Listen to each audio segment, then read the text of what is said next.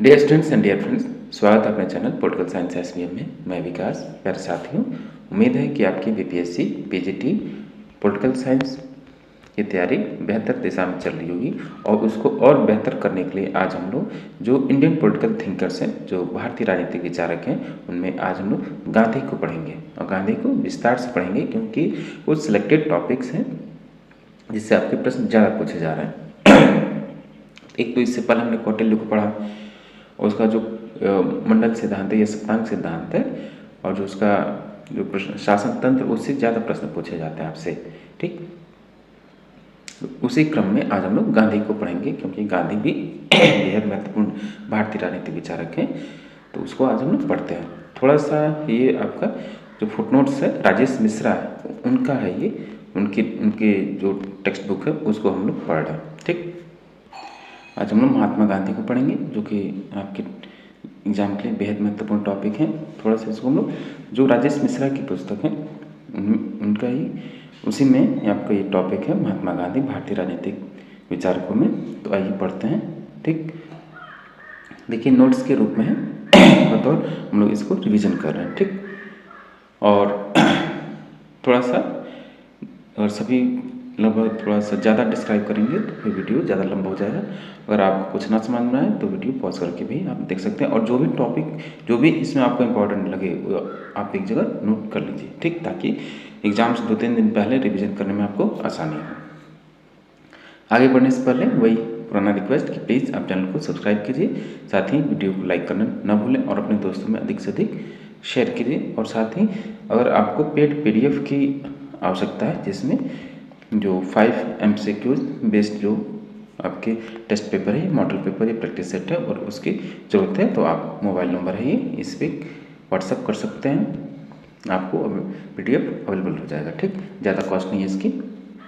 हम लोग जो BPSC जैसे आपका एग्ज़ाम लेता है 5 जो विकल्प है उस पर आधारित हम लोग मॉडल पेपर तैयार करें। डिफ़िकल्टी लेवल वही है, NCERT और जो प्रीवियस ईयर क्वेश्चन पेपर है और जो सिलेक्टेड टॉपिक्स हैं, जो इंपॉर्टेंट टॉपिक्स हैं, उन सब में क्वेश्चन हम लोग तैयार कर रहे हैं।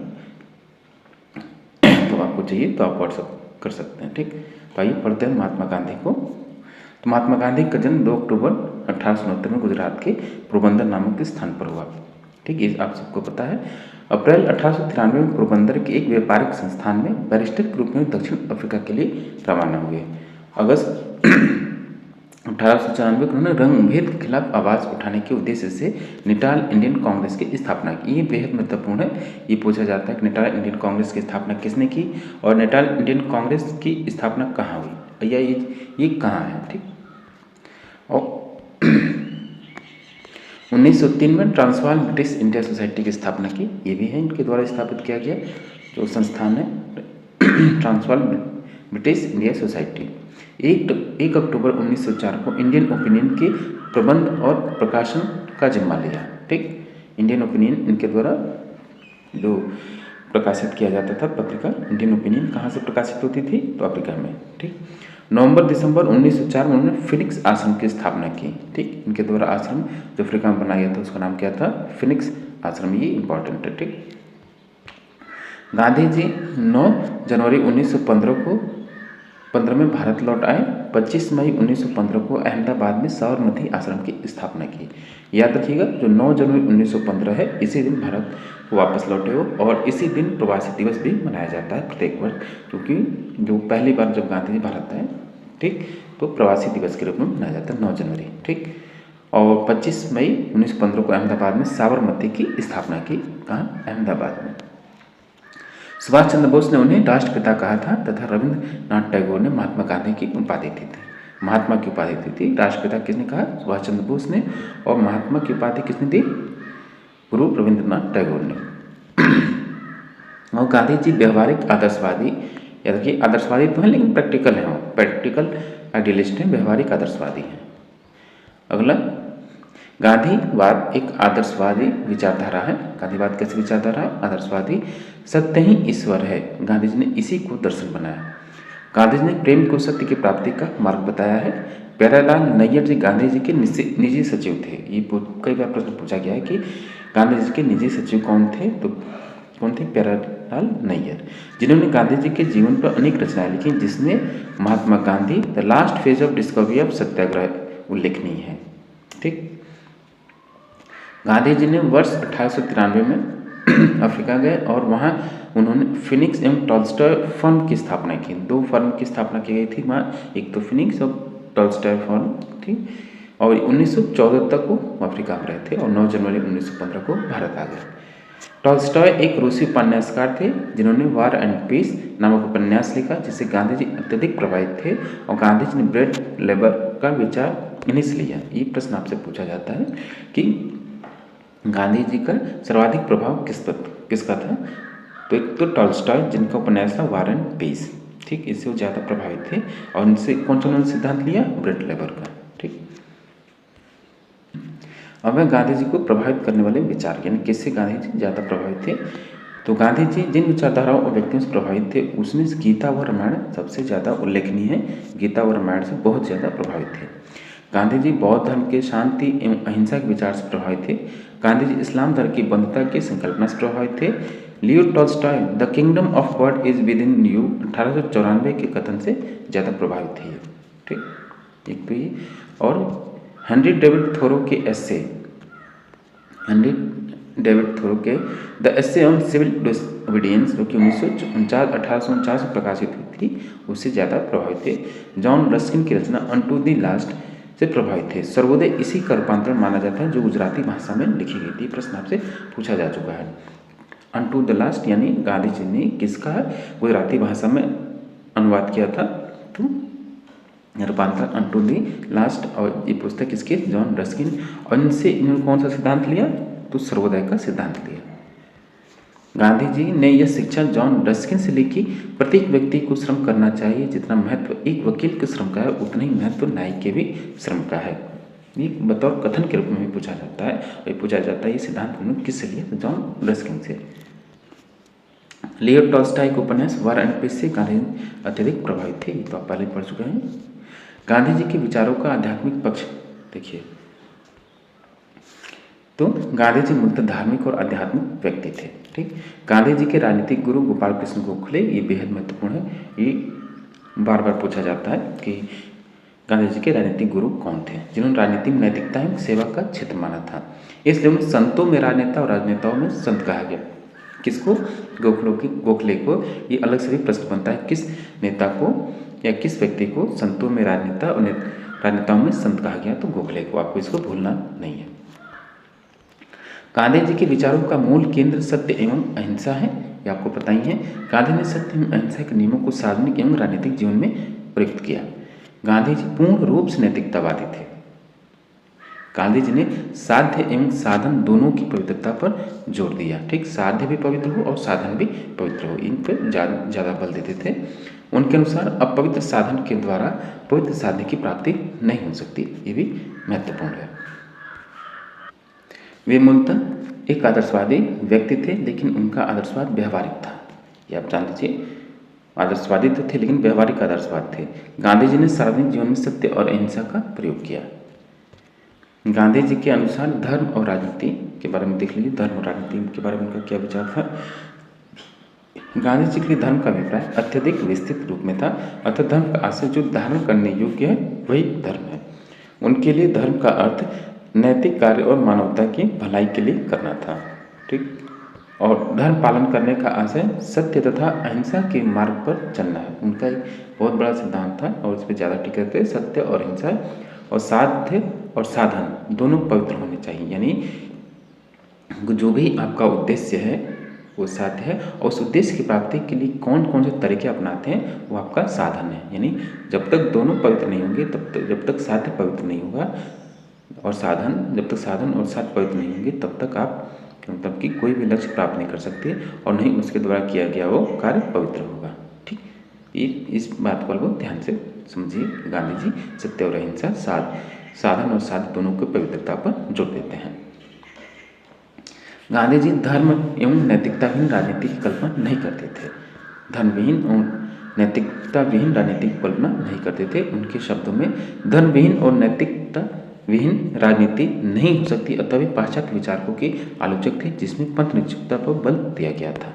ठीक, उन्होंने पंथ निरपेक्षता की बजाय सर्वधर्म समभाव पर बल दिया। ये उनकी जो तमाम प्रार्थनाएं होती थी इसी बात पर बल देती थी कि सर्वधर्म समभाव। गांधी जी के अनुसार सत्य और अहिंसा क्या है? गांधी जी ने अपनी आत्मकथा सत्य के प्रयोग, the story of my experiments with the truth, ये बेहद महत्वपूर्ण की पुस्तक है। ठीक, आप इसको भूलना नहीं है क्योंकि किस पुस्तक बार बार पूछी जाती है आपसे, इस पुस्तक की रचयिता कौन है, गांधी जी की आत्मकथा कौन सी है। गांधी जी की अहिंसा लिखा कि सत्य के लिए कोई अलग ईश्वर नहीं है, सत्य ही ईश्वर है। उनका कहना था अहिंसा की साधना से सत्य को प्राप्त किया जा सकता है और सत्य की ओर ले जाने वाला मार्ग अहिंसा ही है। गांधी जी के अनुसार अहिंसा के दो अभिप्राय हैं। अहिंसा के दो अर्थ हैं, नकारात्मक अहिंसा और सकारात्मक अहिंसा। ठीक, नकारात्मक रूप में अहिंसा का अर्थ है किसी की हत्या न करना, सकारात्मक रूप में अहिंसा का अर्थ है प्राणी मात्र के प्रति प्रेम से है। दोनों संहिता के दो अर्थ बताते हैं, सकारात्मक और नकारात्मक अहिंसा। गांधी जी के अनुसार अहिंसा मनसा वाचा कर्मणा होनी चाहिए, यानी गांधी जी के अनुसार जो अहिंसा है केवल लड़ाई झगड़ा में शामिल नहीं होना, इसका मतलब ये नहीं है।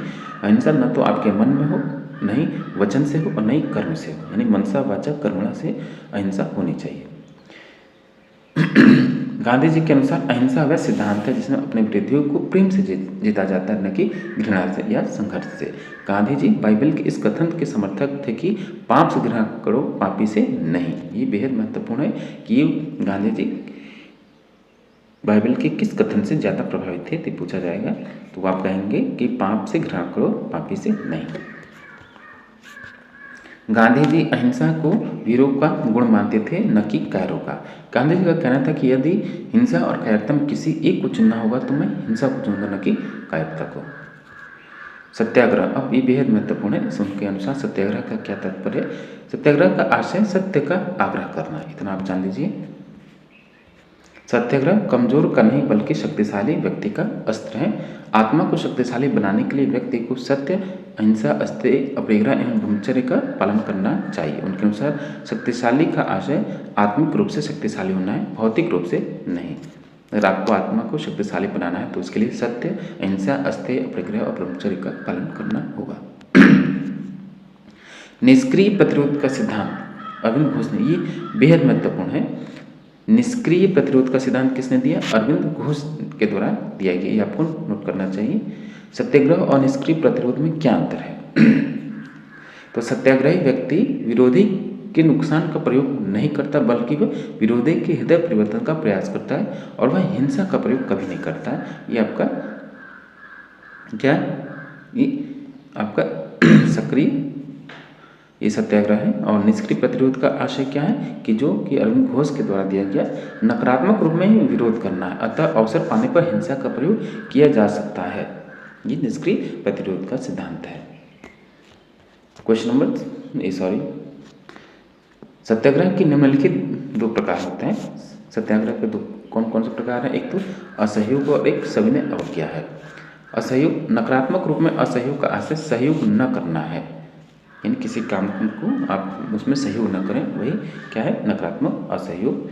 ठीक, नकारात्मक रूप में असहयोग ये होता है किसी काम को करने में आप मना कर दें, उसमें सहयोग न करें। जैसे जब ब्रिटिशर्स के द्वारा जो भी सरकारी कर्मचारी होते थे या जो भी व्यवस्था होती थी, लोगों का सत्याग्रह का करना, असहयोग का करना होता था कि डॉक्टर, जो सरकारी डॉक्टर काम न करें, जो सरकारी वकील हो काम न करें, जो स्कूलों में सरकारी अध्यापक है वो काम न करें, जो सरकारी नौकर है वो अपने पद से त्याग दे दें, यही आपका असहयोग था। यानी सरकार के काम में सहयोग न करके बल्कि उसमें बाधा उत्पन्न करना। सकारात्मक रूप में असहयोग का आशय क्या है कि स्वावलंबी बनने के कार्य करना तथा रचनात्मक कार्यों में सहयोग करना। रचनात्मक कार्यों से आशय चरखा चलाना, सूत काटना, राष्ट्रीय शिक्षा पर बल, स्वदेशी का समर्थन एवं समाज में समरसता बनाए रखने से है। आपसे प्रश्न पूछा जाएगा गांधी जी के द्वारा सकारात्मक रूप में क्या है? ठीक, तो रचनात्मक कार्य में कौन कौन से थे? रचनात्मक कार्य में चरखा चलाना, सूत काटना, राष्ट्रीय शिक्षा पर बल, स्वदेशी का समर्थन एवं समाज में समरसता बनाए रखना, ये उनके रचनात्मक कार्य थे।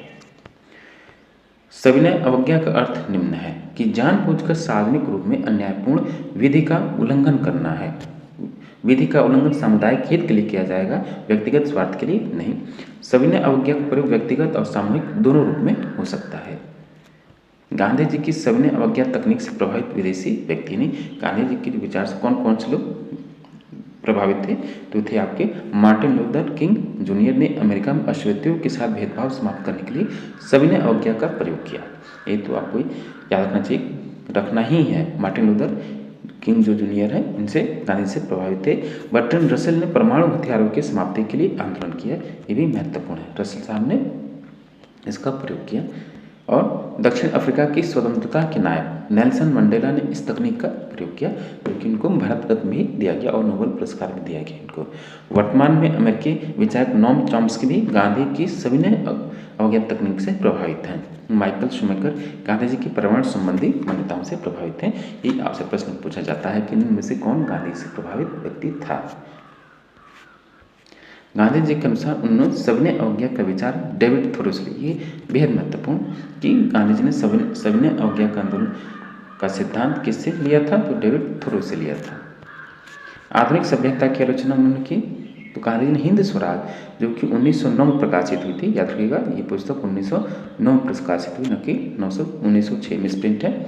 तो गांधी जी ने हिंद स्वराज की रचना की और एकमात्र ऐसी पुस्तक है जिसमें इनकी मात्र जो थोड़े से राजनीतिक विचार मिलते हैं। ये एक उनकी पुस्तक है हिंद स्वराज, जो 1909 में प्रकाशित हुई थी। तो उन्होंने क्या किया, उन्होंने क्या लिखा कि आधुनिक सभ्यता की कड़ी आलोचना की है। उन्होंने रेल, वकीलों तथा डॉक्टरों की भी आलोचना की है।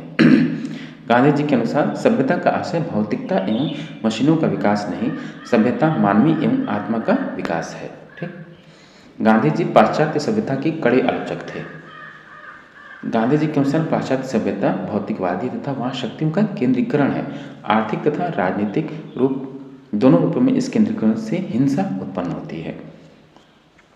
राज्य के बारे में क्या है गांधी जी का विचार कि गांधीवाद को दार्शनिक अराजकतावादी कहा जाता है। गांधीवाद को क्या कहा जाता है? दार्शनिक अराजकतावादी। गांधी जी को किस विचारक की श्रेणी में रखेंगे? तो आप उनको कहेंगे कि दार्शनिक अराजकतावादी थे वो। ठीक, ये बार बार पूछा जाता है। अथवा उन्हें शांतिवादी अराजकतावादी भी कहा जा सकता है, क्योंकि सत्याग्रही और अहिंसात्मक नैतिक व्यक्ति के लिए राज्य की कोई आवश्यकता नहीं होगी। यानी जैसे मार्क्स हैं वैसे ये भी, लेकिन दोनों के विचारों में काफ़ी अंतर है। ठीक। गांधी जी ने राज्य को आत्मा रहित मशीन कहा, तो उन्होंने ये भी कोट बेहद महत्वपूर्ण है, जिसके द्वारा हिंसा का संगठित प्रयोग किया जाता है। गांधी जी राज्य नामक संस्था का विरोध करते थे, क्योंकि गांधी जी के अनुसार आदर्श व्यवस्था में राज्य की कोई आवश्यकता है ही नहीं। राज्य की हिंसा व्यक्ति की हिंसा से भयंकर होती है। गांधी जी ने समुची पाश्चात्य सभ्यता की आलोचना की। उन्होंने संसदीय लोकतंत्र, बहुमत के शासन एवं दलीय प्रणाली को पूर्ण रूप से अस्वीकृत कर दिया था। गांधी जी ने संसद को बांझ औरत कहा। ये कोट भी बेहद महत्वपूर्ण है। गांधी जी ने संसद को बांझ औरत कहा। गांधी जी के अनुसार समुची पाश्चात्य सभ्यता में शक्तियों का केंद्रीकरण पाया जाता है, इसलिए ऐसा समाज अहिंसात्मक नहीं हो सकता। इसलिए गांधी जी विकेंद्रित शासन के समर्थक थे। विकेंद्रित शासन के समर्थक थे। गांधी जी के लिए आदर्श राज्य क्या था?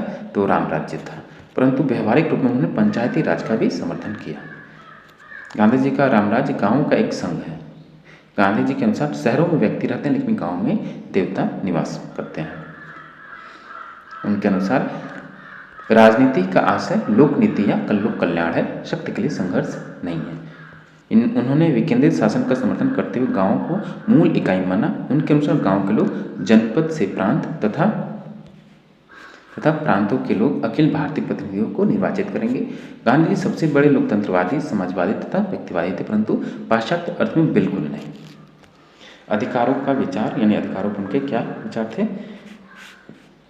तो गांधी जी एक बड़े व्यक्तिवादी विचारक थे, परंतु उनका व्यक्तिवाद नैतिक था। उनके अनुसार यदि प्रत्येक व्यक्ति अपने कर्तव्यों को पालन करे तो व्यक्तियों के बीच में अधिकारों के लिए संघर्ष नहीं होगा। स्वराज यानी स्वतंत्रता से क्या आशय उनका? गांधी जी का मूल उद्देश्य स्वराज की प्राप्ति करना था।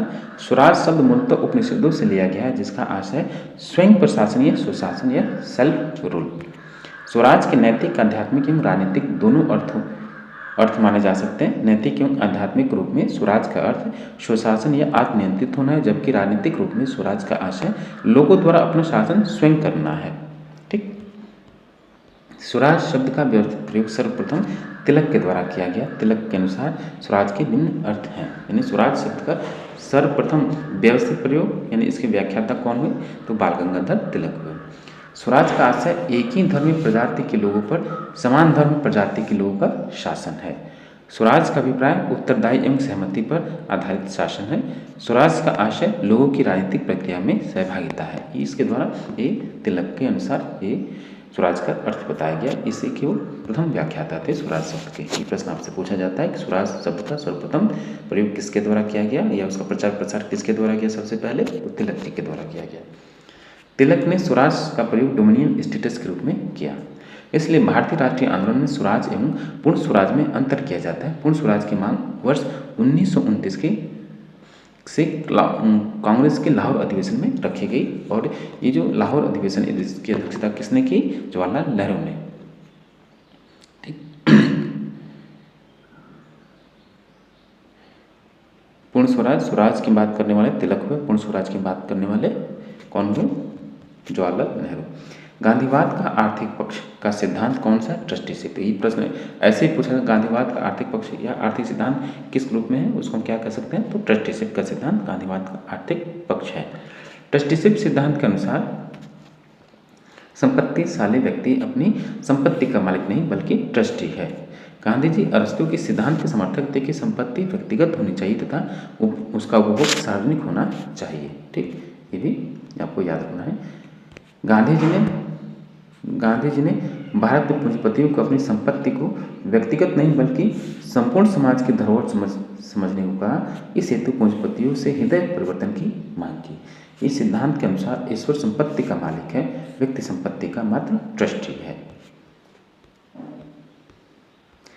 गांधी जी का प्रसिद्ध कथन है कि प्रकृति के द्वारा सभी की आवश्यकताओं के लिए पर्याप्त सामग्री उपलब्ध है, लेकिन किसी भी एक व्यक्ति के लालच के लिए प्रकृति में संपदा का अभाव है। एक प्रश्न ये आपका बीपीएससी में पूछा जा चुका है, इसलिए आप इसको अच्छे से पढ़ लीजिए, समझ लीजिए। इसलिए गांधीवादी विचारधारा में दान पर अत्यधिक महत्व दिया गया है। दान के कई रूप हो सकते हैं, जैसे क्या? श्रम दान हो सकता है, संपत्ति दान, भूमि दान या ग्राम दान।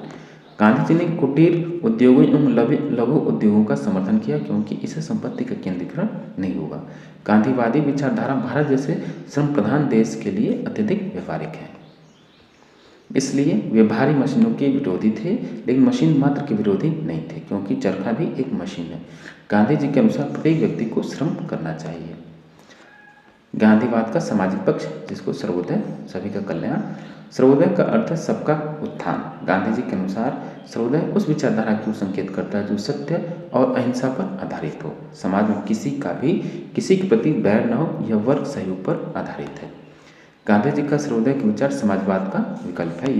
पूछा जाता है कि गांधी की विचारधारा में समाजवाद का विकल्प कौन सा सिद्धांत है, तो वह आपका सर्वोदय है। नेक्स्ट है कि गांधी जी के अलावा अन्य सर्वोदय विचारक जयप्रकाश नारायण, दादा भाई नौरोजी, धीरेन्द्र कुमार मजुमदार, केसी मसरूवाला एवं दिनकर राव देव हैं। विनोबा भावे सर्वाधिक प्रख्यात सर्वोदयी थे। संविधान सभा में एस.एन. अग्रवाल प्रसिद्ध गांधीवादी थे। सर्वोदय जॉन रस्किन की रचना अनटू द लास्ट का गुजराती अनुवाद है, ये आपको याद रखना है। सर्वोदय किसका अनुवाद है? तो अनटू दिस लास्ट, और किसकी रचना है ये? जॉन रस्किन की। अगला नेक्स्ट देखिए कि रस्किन के विचारों से उन्होंने निम्नलिखित विचार लिए। जॉन रस्किन से कौन कौन से विचार गांधी जी ने लिए? तो व्यक्ति की भलाई समाज की भलाई में निहित है। वकील एवं न्याय के श्रम का मूल्य समान है। मजदूर एवं कारीगर का जीवन ही वास्तविक जीवन है। गांधी जी का आदर्श समाज सर्वोदयी समाज था, जैसे उन्होंने सामुद्रिक वृत्त यानी ओशिनिक सर्कल की संज्ञा दी है, जिसके अनुसार व्यक्ति परिवार की भलाई के लिए कार्य करेगा और परिवार गांव की भलाई करेगा और गांव वासियों के द्वारा तालुका की भलाई की जाएगी। इसलिए प्रत्येक छोटी इकाई अपनी बड़ी इकाई की भलाई के लिए कार्य करेगी। ठीक, धनी व्यक्तियों का नैतिक उत्थान एवं गरीब व्यक्तियों का भौतिक उत्थान होना चाहिए। गांधी जी ने व्यवहारिक रूप में हरिजन सेवक संघ की स्थापना की। हरिजन सेवक संघ की स्थापना किसने की? तो गांधी जी के द्वारा किया गया। गांधी जी ने वर्ण आश्रम व्यवस्था को स्वीकार किया। ये भी बेहद महत्वपूर्ण है। सब लोग वर्ण आश्रम का विरोध करते थे, लेकिन इन्होंने इसको स्वीकार किया। यद्यपि इन्होंने इसे जन्म से नहीं बल्कि कर्म के आधार पर माना है। नई तालीम, यानी तालीम मतलब शिक्षा, नई शिक्षा के वो समर्थक थे। तो नई तालीम के द्वारा गांधी जी ने पश्चिमी शिक्षा का प्रभावी विकल्प प्रस्तुत किया। शिक्षा मातृभाषा में दी जानी चाहिए, ये भी आज के इन्हीं का सिद्धांत है कि मातृभाषा जो आप लोग पढ़ते पढ़ाते हैं इन्हीं का सिद्धांत है। शिक्षा में क्षेत्र विकास व सादगी शारीरिक शिक्षा पर बल दिया गया। शिक्षा में कुटीर उद्योग और हस्तकला का प्रशिक्षण दिया जाएगा। शिक्षा गांव में प्रदान की जाएगी। शिक्षा के लिए धन आम लोगों से एकत्र किया जाएगा। नई तालीम प्राथमिक शिक्षा के साथ प्रौढ़ शिक्षा पर भी बल प्रदान किया गया। ठीक, कुछ तथ्य जो फैक्ट्स हैं वो भी देख लीजिए कि के मसरूवाला ने अपनी रचना गांधी एवं मार्क्स, बेहद महत्वपूर्ण है। गांधी एंड मार्क्स के रचनाकार कौन है? के मसरूवाला में कहा गया कि गांधीवाद से हिंसा जोड़ने से मार्क्सवाद नहीं बनेगा। ठीक, ये भी मसरूवाला की पुस्तक गांधी एंड मार्क्स का कथन है। गांधी जी ने दक्षिण अफ्रीका में ग्रीन पम्पलेट और इंडियन ओपिनियन 1909 नामक विचार पत्र प्रकाशित किया तथा इंडियन ओपिनियन को साप्ताहिक पत्रिका के रूप में प्रकाशित किया जाने लगा। ठीक, ग्रीन पम्पलेट और इंडियन ओपिनियन उनकी विचार पत्र प्रकाशित थे, लेकिन ओपिनियन बाद में, इंडियन ओपिनियन बाद में क्या हो गई? साप्ताहिक पत्रिका के रूप में प्रकाशित होने लगी। ये भी महत्वपूर्ण है। गांधी जी के राजनीतिक विचार हिंद स्वराज में पाए जाते हैं। अब ये गांधी जी के राजनीतिक विचार किसमें पाए जाते हैं? हिंद स्वराज। और हिंद स्वराज कब लिखी गई? 1909 में। हिंद स्वराज का प्रकाशन वर्ष 1938 में हुआ। देखिए ये गलत है। गांधी जी की आत्मकथा हो सकता है ये हिंदी में हो, लेकिन इसकी रचनाकार 1909 में होगा। गांधी जी की आत्मकथा the story of my experiments with the truth, ये 1929 की है, जो गुजराती भाषा में लिखी गई तथा जिसका अनुवाद महादेव देसाई ने किया, एमडी देसाई ने किया है। इसका ये भी प्रश्न पूछा जाता है कि सत्य के साथ मेरे प्रयोग का गुजराती अनुवाद से हिंदी अंग्रेजी अनुवाद किसने किया? महादेव देसाई ने किया। गांधी जी ने भारत में हरिजन तथा यंग इंडिया पत्रों का देखिए ये भी पूछा था कि भारत में कौन कौन सी पत्रिकाओं का उन्होंने संपादन किया था? हरिजन और यंग इंडिया। गांधी जी के ऊपर लुई फिशर ने प्रसिद्ध रचना लिखी the life of Mahatma Gandhi. किसकी पुस्तक है? ये बहुत महत्वपूर्ण रचना है और बार बार आपसे पूछा जाता है। तो the life of Mahatma Gandhi के रचनाकार लुई फिशर हैं। दिनकर जोशी महात्मा वर्सेस गांधी। ठीक, रामचंद्र गुहा ने ये पुस्तक लिखा India after Gandhi the history of the world's largest democracy. ठीक, ये रामचंद्र गुहा की है। 27 दिसंबर 1901 को गांधी जी कोलकाता कांग्रेस अधिवेशन में शामिल हुए थे। ये भी बेहद महत्वपूर्ण है, यानी एक बार वो 1915 से आए थे, कोलकाता कांग्रेस अधिवेशन में शामिल हुए थे। G N. Dhawan political philosophy of Mahatma Gandhi. J B. Kripalani the Gandhi way, ये आपको नहीं भूलना है, बार बार प्रश्न पूछा जाता है। I follow Mahatma Gandhi. ठीक, ये क्योंकि जे.बी. कृपलानी उनको बहुत मानते थे। ठीक, बहुत ज़्यादा गांधी जी से प्रभावित थे। गांधी जी ने अपने जीवन काल में केवल एक बार वर्ष 1924 का जो बेलगांव अधिवेशन है कांग्रेस की अध्यक्षता की थी। 1924 में जो कांग्रेस के बेलगांव अधिवेशन की अध्यक्षता उन्होंने, एकमात्र कांग्रेस की जो अधिवेशन है, एकमात्र अधिवेशन बेलगांव अधिवेशन की अध्यक्षता की, और बेलगांव आपका कर्नाटक में है। ठीक, तो प्यारे दोस्तों ये था आपका गांधी जी का जो चैप्टर है, जो भारतीय राजनीतिक विचारक हैं उनसे संबंधित बेहद महत्वपूर्ण फैक्ट जो आपको हमेशा याद रखना ही है।